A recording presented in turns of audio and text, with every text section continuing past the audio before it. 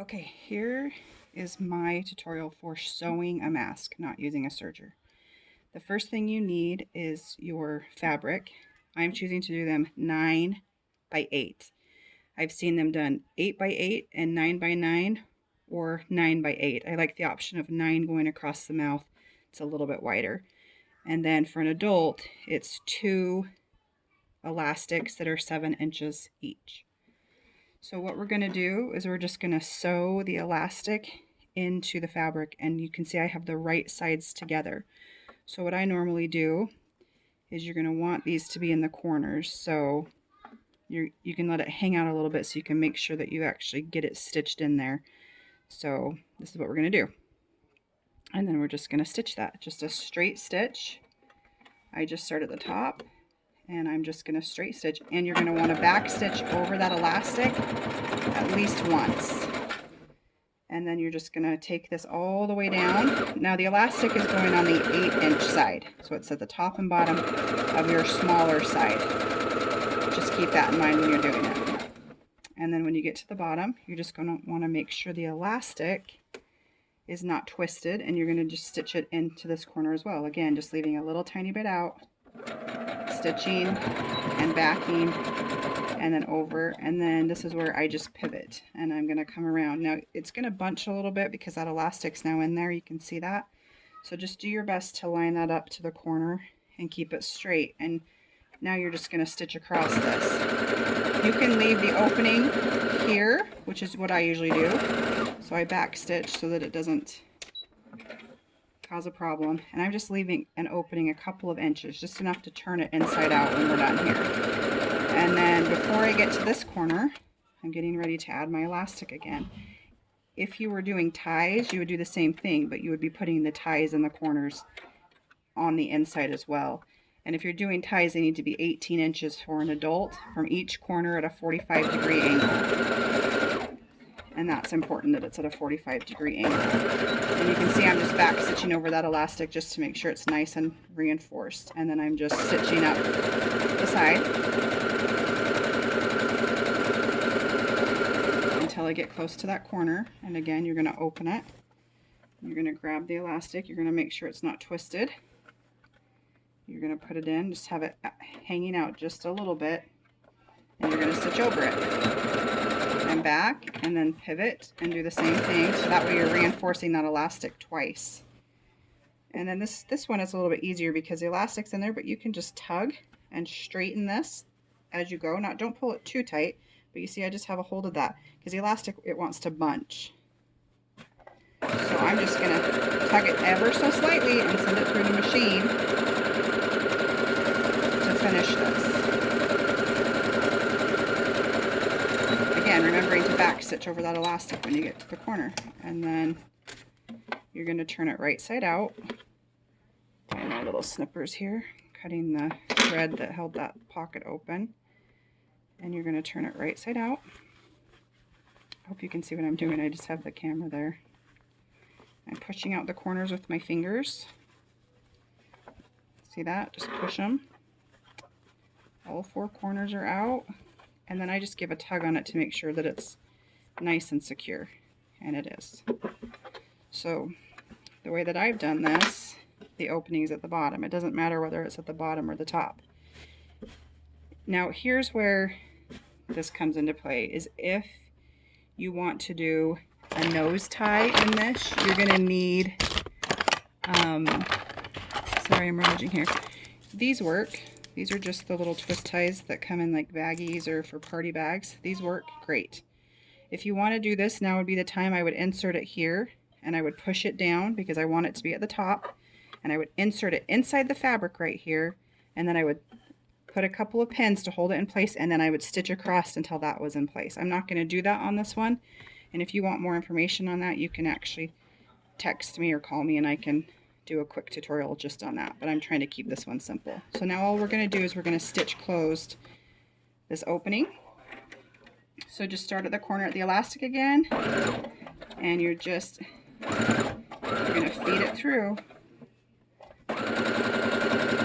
all the way across. You want to go across the whole bottom.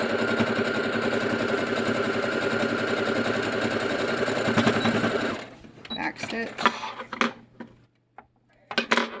And then this is where if you have a tie in there, you have to stitch across it anyways, so it's really easy to just tuck that tie up in there. But I'm not going to do it in this one, just for simplicity.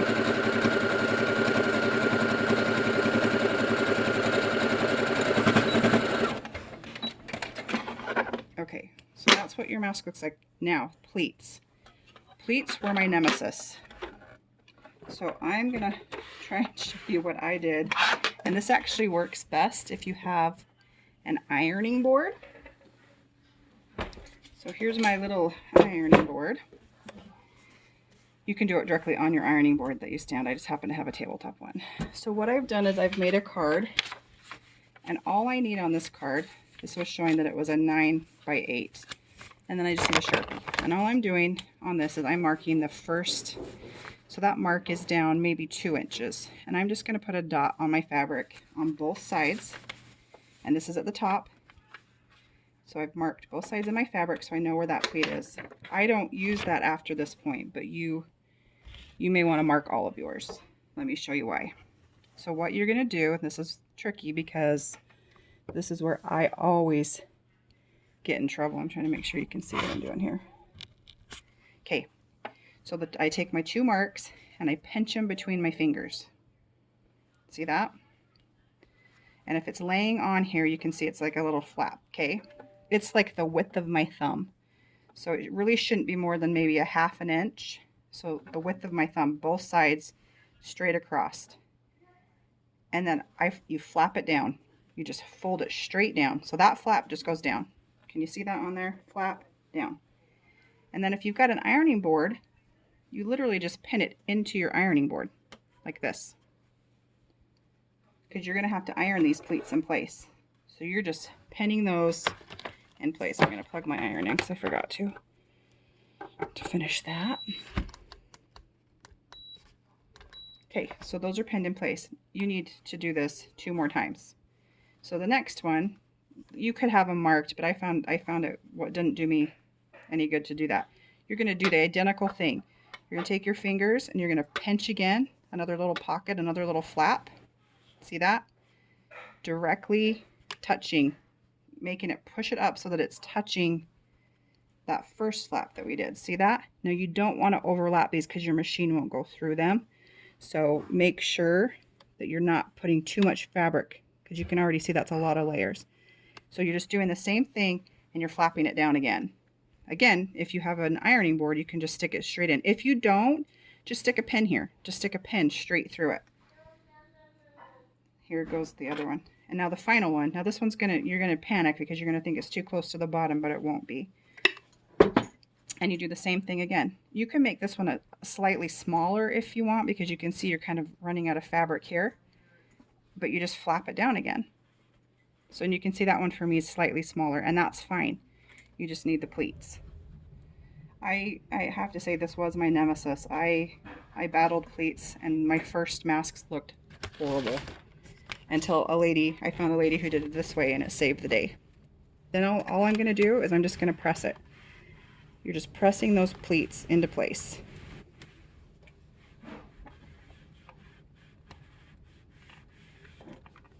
See that? So now they just stay, and you take out your pens. I'm telling you, the ironing board is the easiest way to do this. I have made hundreds of masks. By far the easiest way to do this. The final step to have a completed mask is you're just going to stitch here along each side to keep those pleats in place. I do 2 stitches just to reinforce it.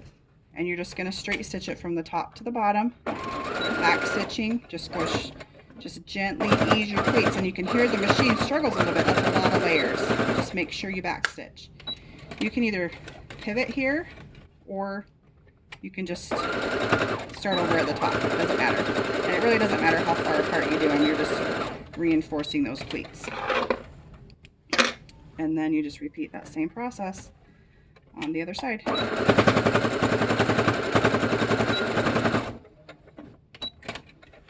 See, you can do it. You can do it either way. You don't have to pivot. You can lift and pull.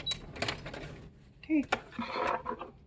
And there's your completed mask with pleats.